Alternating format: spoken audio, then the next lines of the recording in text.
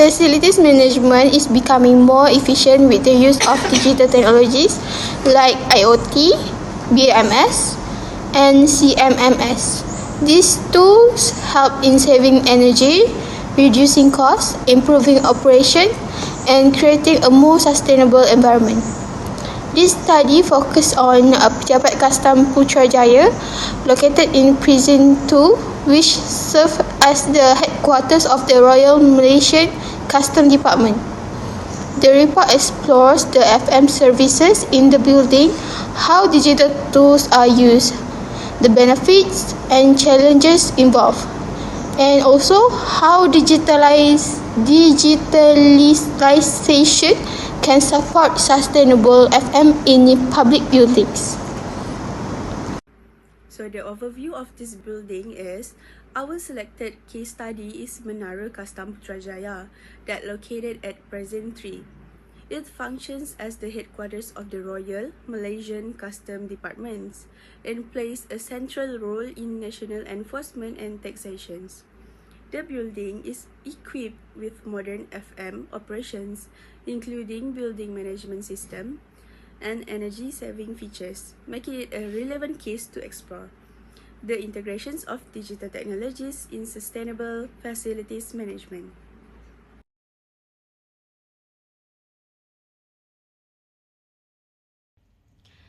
Hi, so my part today I'll be explaining about the overview of facilities management services. Facility management is often underrated and misunderstood as being just limited to just maintenance, but in reality, it plays much bigger role in supporting building operations, user comfort, sustainability, and business goals. Facilities management involves the coordination of people, place, and technology to ensure smooth operation of the building. According to International Facility Management Association, IFMA, facility management is a profession that ensures the functionality, comfort, safety, and efficiency of built environment. This is because facility management concludes all part of the building system. Next, we're moving on to the objectives of FM services. Firstly, to ensure the operational efficiency. This is to ensure all the building system function optimally to support daily operations such as lighting, ventilations, and air conditions, and so much more. Next is health and safety compliance. This is to ensure maintaining the safety environment that meets legal and regulatory standards based on UBPL standards for Malaysia. Next is the occupant comfort and productivity. FM objective is to enhance user experience through thermal control, cleanliness, and ergonomic designs. This also includes the ventilation because building is enclosed space, so it's important to have thermal control for enhance the user's experience. The fourth one is sustainability and environmental impact. By FM services provide services to reduce energy consumption, waste, and carbon footprint through green practices. Because this is also government enforcement to help to secure the environment. Next is asset life cycle optimization. Extend the lifespan of the building asset through preventive and predictive maintenance. Of course, building have wear and tear throughout the times. This is why FM services is important. Next is strategic business support. Align the facilities with organization goals, including hybrid work, lifestyle, and sufficient space planning. So FM services also provided an ergonomic design that's suitable for the purpose of the building, such as if residential building, FM will be aligned those as much as possible to make comfortable for all the occupants. Next, we're moving on to hard services as part of the facility management services. First is electrical and mechanical. These include lighting, power distribution, elevators, and backup generators. Regular maintenance of these things ensures safety and prevent outages. Faulty system can cause risks and disrupt operation throughout the day. Next, we're moving on to the HVAC system, which is heating, ventilation, and air conditioning. HVAC system regulate indoor climate and air quality. Poor maintenance can lead to energy inefficiency and health risks. This can cause if there's poor air circulation inside an enclosed space, We might breathe and inhale not such quality air and might comes to a health risk. Predictive maintenance and using IoT sensor is now common to reduce downtime. The third one is plumbing and water supply. These include water distribution, drainage and sanitary system.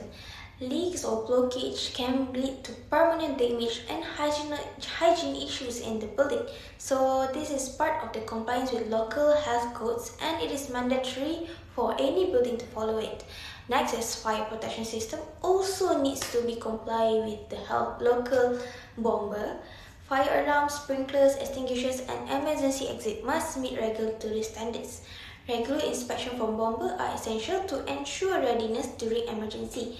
They also prepare it during fire drills and the bomber will do annual checkup on their fire extinguishers and those emergency exits and the fire alarms.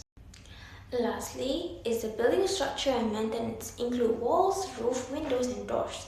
This structural integrity affects the safety and energy performances because this is something that people look at, such as the walls. If, of course, over the time it will be wear and tear, so they need an annual maintenance of painting it back or replacing any doors that broken or windows that broken. Preventive maintenance helps to extend the asset life and reduce long-term costs. If no maintenance was doing, so it can lead to permanent damages and which can lead to higher costs to repair it. Now we're moving on to soft services part as FM services. First is cleaning and janitorial. Regular cleaning maintains hygiene, reduces illness. Post-pandemic standards have raised expectations for sanitization in shared space such as schools, residential, shopping malls, and hospitals. Next, the security and surveillance includes manned guards, CCTV and access control. A secure environment protects people and assets and support business continuity. This is because people feel much safer if there is the security and surveillance services around the area. The third one is waste management, which is proper disposal of recycling to reduce environmental impacts and to support sustainability goals. Facility management team often coordinate this with local authorities for compliance due to waste management needs to comply with national regulations. Next is landscaping and ground maintenance. Well-maintained outdoor areas improve aesthetic and brand image. This is because that's the first thing people look at when they enter your building, which is the outside part first. So landscaping also support biodiversity and stormwater management. This includes to reduce erosions of the rainwater damage. So maybe there are some buildings that use stormwater management, which is from the rainwater.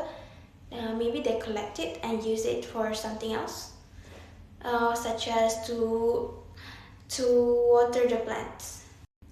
And the last one is catering and hospitality. This include cafeteria staff, vending machines, and event supporter. This also includes the front desk and receptionist.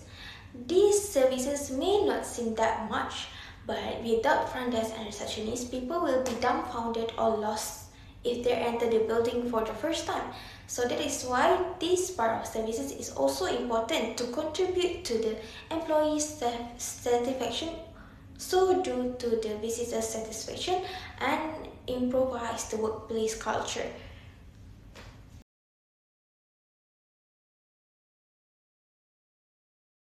For the next slide, I will explain about digital technologies and smart facilities management that have been implemented in Pejabat Custom Putrajaya. At the heart of this smart system is the BCC room. BCC room stands for Building Control Center Room, which functions as the centralized hub in Pejabat Custom Putrajaya. Here, they have a real monitoring of systems like HVAC, lighting and fire protection through IoT sensor. This means the building can talk to us, which is it can let us know when something is not right. For example, the HVAC system is scheduled smartly. It can only operate during working hours, which reducing unnecessary energy use. At night, faucet lighting automatically switch on from 7 p.m. to midnight, which not only saving the energy but it also can improving the building security and appearance. Next, they also have sensor-based fault detection. If something breaks down, the BCC room is alert immediately, allowing faster response time. Even the fire alarm system is integrated. If triggered, it automatically shut down the HVAC system and activate emergency lighting for enhancing the safety. So what is the main benefit? The benefit is it can give a better energy efficiency, lower cost and a safer building. So for the second slide, I will explain about smart building features that have been integrated in this building. The lighting system does not just save energy, but it also smart. We can control it remotely and receive fault alerts immediately. For HVAC system, uses AHUs, VSBs and VAVs for zone temperature control, meaning that they can control the temperature floor by floor. It's more comfortable for user and more efficiency. They also have occupancy-based scheduling, which this system is aligned with working hour. So when people are not in the building, the system is not wasting energy. Overall, this will lead to the improvement of air quality, better thermal comfort, and lower utility bills. Next, in Pejabat Custom Garage Malaysia FM team, there is a computerized maintenance management system, CMMS, which called as C-Works. Although it's not yet integrated with BIM or digital twins, but it already supports real-time data through IoT sensor. It can track faults, schedule smart HVAC operations, and manage the automated lighting system. When a fault is detected, alerts go straight to the BCC room. This can set the foundation for future upgrades, such as a full BIM integration. For predictive and condition-based maintenance, instead of relying on fixed schedules, they use condition-based maintenance. This means servicing is based on actual usage or system conditions. Thanks to the IoT sensor, they can get a real-time alerts and trend data, so they can predict when something will go wrong before it actually happens. In this case, they can predict the maintenance before it can happen. This approach extends the lifespan of the assets, which reduce system downtime and helps manage maintenance costs more efficiently. In Pejabat Custom Diraja Malaysia Putrajaya, there is C-Work platform which allow the digital issue reporting. So, the staff can log issues directly, which are automatically categorized, whether it is a complaint, which is R1, non-conformance, maintenance or improvement request. Each issue is tagged by location, make it easy for the maintenance or technician to locate and solve the problem quickly. And they also collaborate closely with JKR for large or sensitive work in order to ensure a proper standards and approval. This integration leads to a faster issue resolution, better coordination and stronger stakeholder engagement. Last but not least, the building is designed with people in mind. They use scheduled HVAC to ensure a thermal comfort during working hour, which they use a room temperature, which is 24 degrees Celsius, and smart lighting for both functionality and aesthetic. SE card access to ensure a security and control entry into the building, which giving user peace of mind. All these efforts come together to improve occupant comfort, productivity and overall safety. I will present about impact of digital on FM. The first is cost efficiency. Digitalization has significantly improved cost efficiency at Custom Putrajaya. with the use smart system like a building management system, BMS, and IoT sensor. Many building operations are now automated. Light, air conditioning, and ventilation systems are automatically turned off in occupied area, which help reduce electricity usage. The computerized maintenance management system (CMMS) also play a key role by detecting early signs of equipment issue and scheduling maintenance before breakdown occur. This prevents costly repair, extend the lifespan of equipment, and reduce manpower needs, resulting in lower overall operation costs. The secondly is sustainability. Custom Putrajaya has improved its sustainability through the use of digital facilities management system. The BMS and energy management system (EMS) monitor energy and water use in the real time, helping the facility team identify and reduce waste. Smart lighting with motion and daylight sensors ensure the light are only used when needed, while the HVAC system adjusts cooling based on occupancy and weather. Air quality sensor also manage ventilation efficiently. This initiative support Malaysia how carbon site framework and demonstrate how digitalization can make government building are environmentally friendly. The last is data-driven decision making. With the integration of digital cores such as BMS, CMMS, and IoT sensor, Custom Putrajaya has moved toward data-driven decision making. This system collects real-time data on temperature, energy usage, equipment performance, and occupancy.